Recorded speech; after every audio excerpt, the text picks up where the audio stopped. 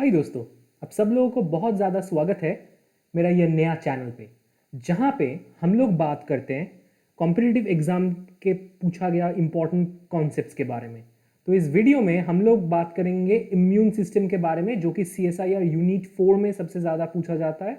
और CSIR छोड़ के कहीं जो MSc लेवल एग्ज़ाम्स होता है उसमें भी ये काफ़ी इंपॉर्टेंट टॉपिक हुआ करता है। तो देख लेते हैं इस टॉपिक के अंदर क्या क्या चीज़ों को और क्या क्या कॉन्सेप्ट्स को हम लोगों को समझना है। तो आज का हमारा जो टॉपिक है वो है डेंड्रिटिक सेल।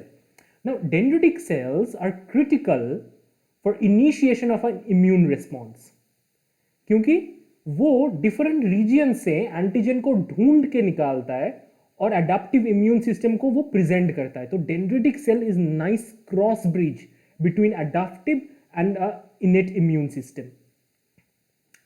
और डेंड्रिटिक सेल का ऐसे नाम डेंड्रिटिक सेल है बिकॉज इसका डेंड्राइट लाइक प्रोजेक्शन है। ये जो प्रोजेक्शन है ये आपको काफ़ी ज़्यादा डेंड्राइट जैसा लग रहा है, राइट, न्यूरॉन का। तो इसका नाम ऐसे ही दिया गया है बेस्ड ऑन इट्स मॉर्फोलॉजी। ठीक है, तो अभी हम आ जाते हैं, ये है हमारा बोन मैरो। एक कहीं भी बिग बोन का बोन मैरो है जहाँ पे है हिमेटोपोएटिक प्लुरिपोटेंट स्टेम सेल, और हिमेटोपोएटिक प्लुरिपोटेंट स्टेम सेल से myeloid progenitor and lymphoid progenitor दोनों जनरेट होता है। अभी हमारा dendritic cell both myeloid progenitor या फिर लिम्फॉइड प्रोजेनिटर, कोई भी प्रोजेनिटर से डेंड्रिटिक सेल बॉर्न हो सकता है। तो इसका जो लीनियज है वो काफ़ी ज़्यादा डाइवर्स है। This is a very important concept to understand. Now dendritic cell एक एंटीजन प्रेजेंटिंग सेल है, क्योंकि उसका काम है एंटीजन प्रेजेंट करना। लेकिन डेंड्रिटिक सेल छोड़ के भी मैक्रोफेज भी एक एंटीजन प्रेजेंटिंग सेल है, right. Macrophage and dendritic cell दोनों ही एंटीजन प्रेजेंटिंग सेल है। तो दोनों में डिफरेंस क्या है, ये बात को अगर हम लोगों ने समझ लिया तो ये वीडियो को हम अच्छे से अप्रिशिएट कर पाएंगे। तो मैक्रोफेज में जो होता है, मैक्रोफेज जनरली पेरिफेरल टिश्यू में रेसिडेंट जैसे रहता है, लेकिन डेंड्रिटिक सेल वेरी डिफरेंट है। क्या डिफरेंस है दोनों के बीच में हम लोग आएंगे, लेकिन उसके पहले थोड़ा सिमिलरिटीज समझ लेते हैं। Both dendritic cell and macrophages have MHC class 2 molecules, मतलब they are professional antigen presenter. तो वो लोग क्या करते हैं, एंटीजन को MHC क्लास 2 के द्वारा प्रेजेंट करते हैं टी सेल के पास। नाउ जो मैक्रोफेजेस है उसके पास या फिर डेंड्रिटिक सेल के पास टोल लाइक रिसेप्टर है। टोल लाइक रिसेप्टर क्या होता है, हम लोग आएंगे। टोल लाइक रिसेप्टर होता है पैटर्न रिकॉग्निशन रिसेप्टर, मतलब वायरस हो या बैक्टीरिया हो, उसका एक मॉलिक्यूलर सिग्नेचर है जिसको पहचान पाता है मैक्रोफेज या डेंड्रिटिक सेल का toll like receptor. And they are highly phagocytotic, दोनों का दोनों सेल ही। तो कोई भी बैक्टीरिया और वायरस होगा सिस्टम में तो वो उसको फैगोसाइटोस कर लेगा। लेकिन डेंड्रिटिक सेल के बारे में जो यूनिक फीचर है कि डेंड्रिटिक सेल एक जगह पे एंटीजन को कैप्चर करता है और दूसरे जगह के जाके प्रेजेंटेशन करता है। मतलब यहां पे पेरिफेरल रीजन पे डेंड्रिटिक सेल एंटीजन को कैप्चर किया है, जैसे यहां पे आप लोगों को दिख रहा है बैक्टीरिया को कैप्चर किया है। अभी ये जो बैक्टीरिया डिराइव जो एंटीजन है, ये dendritic cell actually lymph node में जाके टी सेल को प्रेजेंट कर देगा। सो ये एक जगह पे एंटीजन को रिकॉग्नाइज करता है, दूसरे जगह पे एंटीजन को प्रेजेंट करता है। ये एक बहुत ही यूनिक सा फीचर है डेंड्रिटिक सेल के बारे में। So they are highly motile, they can move all across. ठीक है, तो अभी हम थोड़ा डेंड्रिटिक सेल के बारे में डिटेल में समझते हैं। तो ये है डेंड्रिटिक सेल। मानो कि ये एक पेरिफेरल रीजन में सिचुएटेड है। अभी इसने एक पैथोजन को सैंपल किया। So what is going to happen is ये पैथोजन, ये जो बैक्टीरिया है हमारा, that would be engulfed by this dendritic cell. तो हम लोग देख लेते हैं क्या एग्जैक्टली होता है। तो here is a zoomed in view of the dendritic cell.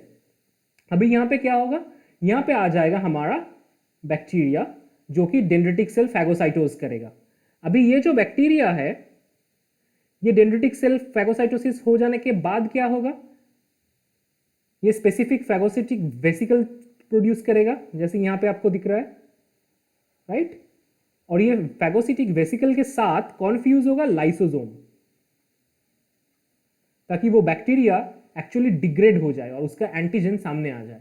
Ultimately that bacterial derived antigen और exogenous antigen would be presented on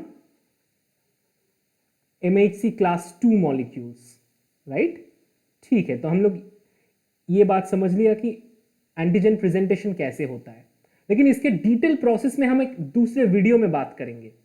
तो डेंड्रिटिक सेल का की एस्पेक्ट ही वो है कि वो एंटीजन को रिकॉग्नाइज करे, स्पेशली पैथोजन डिराइव्ड एंटीजेंस को, एंड उसको प्रेजेंट करे जाके लिम्फ नोड में अपने अडेप्टिव इम्यून सिस्टम के कंपोनेंट के। सो एक रियल लाइफ एग्जांपल लेते हैं। तो यहाँ पे हमारा स्किन का लेयर्स दिख रहा है हम लोगों को। सो स्किन में एक रस्टी नेल चुभ गया। अभी ये रस्टी नेल के साथ बहुत सारा बैक्टीरिया और वायरसेस थे, तो ये भी अंदर आ गया स्किन के। तो अभी तुरंत क्या होगा, स्किन के नीचे जो डेंड्रिटिक सेल है वो सैंपल करने लग जाएगा ये पैथोजेंस को। साथ ही साथ मैक्रोफेजेस जो है वो भी हाथ बटाएगा डेंड्रिटिक सेल को। तो अभी ये लोग तुरंत इसको एनगल्फ कर लेगा। तो डेंड्रिटिक सेल या फिर मैक्रोफेज, ये लोग का काम बहुत ही सिमिलर है एक पेट्रोलिंग पुलिस ऑफिसर के जैसा। सो पेट्रोलिंग पुलिस ऑफिसर क्या करता है, बॉर्डर में पहरा देता है। अभी कोई भी बॉर्डर में इन्वेशन हो गया तो सबसे पहले किसको पता चलेगा, पेट्रोलिंग पुलिस ऑफिसर को। सिमिलरली हमारा बॉडी में कहीं पे भी पैथोजन इन्वेशन होता है, सबसे पहले जिसको पता लगता है वो है डेंड्रिटिक सेल या फिर मैक्रोफेजेस। तो मानो ये वाला जो टेररिस्ट आपको दिख रहा है, this is basically a bacteria और वायरस ना। भी क्या होगा, कोई भी आतंकवादी उसका जो तहलका मचाएगा वहां पे, तो उसका बुलेट शेल या फिर कुछ तो वहां पे गिर जाएगा। वो है मॉलिक्यूलर पैटर्न्स। डेंड्रिटिक सेल को भी ऐसे ही मॉलिक्यूलर पैटर्न्स का खोज रहता है। और बैक्टीरिया में तो वो ऐसे बुलेट्स नहीं यूज करते। बैक्टीरिया में उसका एक मानो कि सेल वॉल का कंपोनेंट, मानो कि फ्लैजेला का कंपोनेंट, ये सब चीजें डेंड्रिटिक सेल ढूंढते रहता है और वही उसको याद दिलाएगा कि कौन सा वाला हमारा पैथोजन है। पैथोजन को रिकॉग्निशन करने में वो हेल्प करेगा, राइट। तो अभी हम क्या करेंगे, अभी हम समझने का कोशिश करेंगे डेंड्रिटिक सेल कैसे पैथोजन को रिकॉग्नाइज करता है। तो डेंड्रिटिक सेल में एक खास तरह का रिसेप्टर पाया जाता है जो कि मैक्रोफेज में भी पाया जाता है, जिसको बोलता है टोल लाइक रिसेप्टर। सो टोल लाइक रिसेप्टर जैसे एक स्पेसिफिक एग्जांपल है, टोल लाइक रिसेप्टर 4 क्या करता है, टोल लाइक रिसेप्टर 4 रिकॉग्नाइज कर लेता है फ्लैजेला का एक पोर्शन को, राइट गाइस। अभी फ्लैजेला का एक पोर्शन को रिकॉग्नाइज करने के बाद क्या होता है, डेंड्रिटिक सेल वो बैक्टीरिया को पहचान लेता है। अभी वो बहुत ही अलार्मिंग सिग्नल प्रोड्यूस करेगा जिससे नियर बाय मैक्रोफेजेस और डेंड्रिटिक सेल अलर्ट हो जाएगा। वो एक बैकअप सिग्नल जैसा है, बहुत ही खास टाइप ऑफ मैकेनिज्म है ये। अल्टीमेट गोल है कि एमएचसी क्लास 2 प्रोटीन के ऊपर वो एंटीजन प्रेजेंट करके टी सेल को दिखा देना, अडेप्टिव इम्यून सिस्टम का कंपोनेंट को दिखा देना। लेकिन इसका और भी एक गोल है कि यही सेल क्या सिक्रेट करने लग जाएगा, cytokines. Cytokines are alarm signals, okay.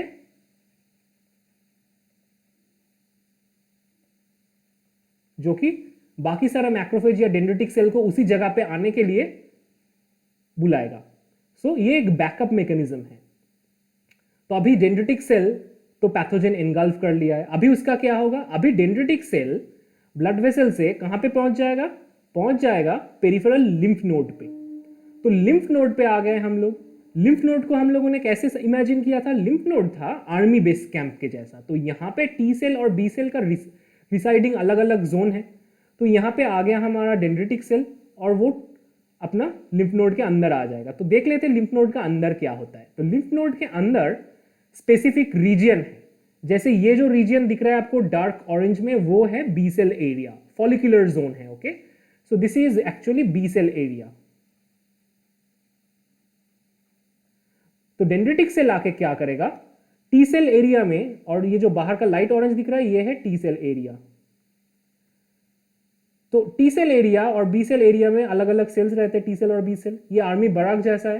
तो यहां पे टी सेल क्या होगा, एक्टिवेटेड हो जाएगा with the help of antigen presenting dendritic cell. अभी टी सेल जब भी एक्टिवेटेड हो जाएगा वो क्या करेगा, एक नियर बाई बी सेल को एक्टिवेट कर देगा।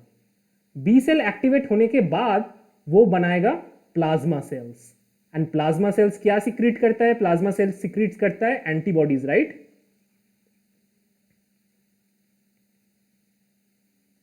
यही एंटीबॉडी अपना इफेक्टर रिस्पॉन्स शो करेगा। तो ऐसे ही डेंड्रिटिक सेल एक ब्रिज अप्लाई कर दिया, किसके भीतर, इनेट इम्यून सिस्टम और अडेप्टिव इम्यून सिस्टम के भीतर एक ब्रिज जैसे काम किया, राइट गाइस।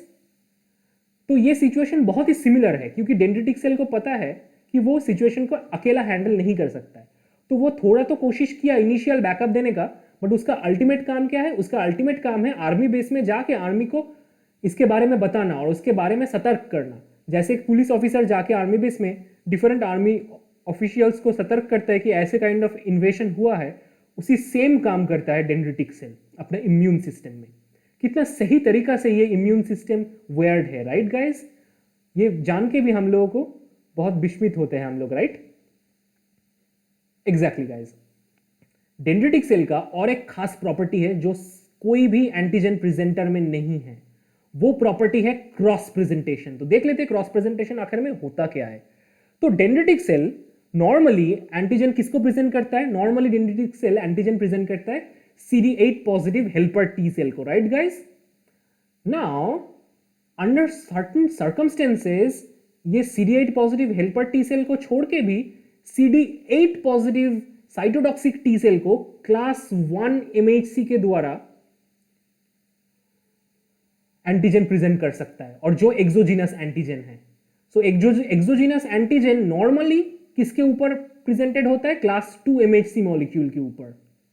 लेकिन एक्सोजीनस एंटीजन खास सिचुएशन में, जैसे इस सिचुएशन में क्रॉस प्रेजेंटेशन के सिचुएशन में, क्लास 1 MHC के ऊपर भी प्रेजेंटेड हो सकता है और एक तुरंत रिस्पॉन्स मिल सकता है CD8 positive cytotoxic T cell activation होने के बाद। So CD8 positive cytotoxic cell activate हो जाएगा ऐसे, और वो तुरंत एक रिस्पॉन्स देगा वायरल इन्फेक्टेड सेल्स के अगेंस्ट, और वायरल इन्फेक्टेड सेल्स को वो मार देगा। तो वायरल इन्फेक्टेड सेल्स मानो एक एपिथीलिया में है, और उसी एपिथेलियल सेल अगर मर गया तो वायरस वहां से निकल गया, और उसी एंटीजेनिक पेप्टाइड्स को क्या करता है? वो डेंड्रिटिक सेल सैंपल करता है और उसको प्रेजेंट कर देता है CD8 positive cytotoxic T cell के पास। एज अ रिजल्ट क्या हो जाता है? As a result cross presentation होता है। और क्रॉस प्रेजेंटेशन एक बहुत ही खास एबिलिटी है जो कि सिर्फ और सिर्फ एवोल्यूशनरी टाइम कोर्स में डेंड्रिटिक सेल ने एक्वायर किया है, क्योंकि इसका मोबिलिटी ज्यादा है, राइट? इसी सिचुएशन में उसको एक एवोल्यूशनरी एडवांटेज भी मिल गया, और इम्यून सिस्टम में डेंड्रिटिक सेल बहुत ही इंपॉर्टेंट है as a antigen presenting cell, as a cross presenter, right guys? तो आई होप डेंड्रिटिक सेल के बारे में ये वीडियो आपको अच्छा लगा। अगर आपको ये वीडियो अच्छा लगा है जरूर शेयर कर देना आपके दोस्तों के बीच, और don't forget to like, share and subscribe my new channel, and do let me know in the comment कि आपको ये लेक्चर्स कैसे लग रहा है, और आपका कोई सजेशन हो वो भी अपना जरूर अपना कमेंट सेक्शन में दे दीजिएगा। Thank you for listening guys, thank you.